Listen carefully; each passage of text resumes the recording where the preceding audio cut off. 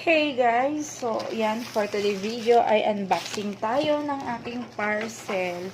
So, napakalaki na ng parcel na dumating sa akin. Kahapon pa to. So, siguro si rider is nakatatlong tawag na siya sa akin. And dahil sobrang busy nga ako, kami kahapon, yan, maghapon talaga kami busy. So, gabi ko na siya talaga nakuha kay rider. Yan, nakita lang namin siya nung pauwi na kami. So, yan. And, ano na natin. Tingnan natin kung okay ba yung pinadala ni seller sa akin. Sobrang kailangan ko pa naman ito doon sa, doon sa gagawin kong, mga single bouquet. So, kaya ko sa in-order. Ayan. Ay, wow, nakabox pala ito. Nakaano siya, may carton. Kasi ako guys, kapag nag-order ako sa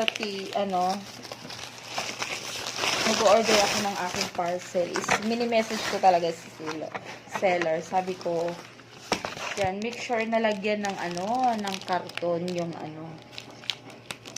para lang safe, di ba? So, ito na.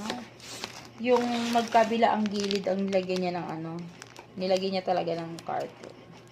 So, dahan-dahan baka mapigtas ko. Oh my gosh. Ayan. O, diba? So, finally, ayan na siya, oh. So, dumating na yung aking flower wrapper.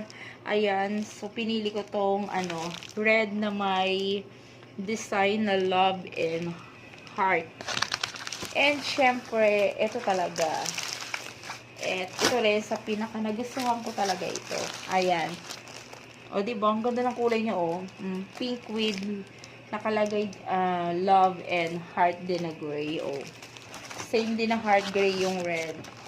Ito magandang pang flower bouquet. So, kaya ako in-order ito.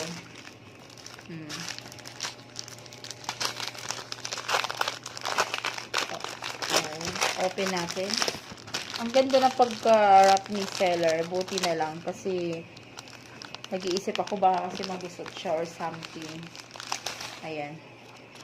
So, ito na nga guys. Ayan na. Oh, look. Ay, wow. Akala ko papel siya. Hindi pala siya papel. Ayan o. Diba? So, 20 pieces to. Yung pink 20 pieces, then yung red is 20 pieces din.